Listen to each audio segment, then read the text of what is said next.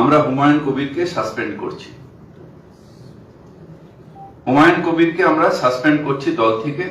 দলের সাথে তার কোনো সম্পর্ক থাকবে না, দলের সাথে তার কোনো সম্পর্ক থাকবে না।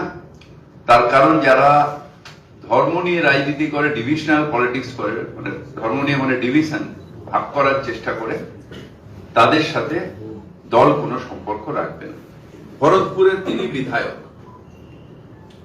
হঠাৎ করে বাবরি মসজিদ তৈরি করব কেন? বাবরি মসজিদ মুঘলের সাম্রাজ্যের বাবর তিনি তৈরি করেছিলেন অযোধ্যার ওখানে।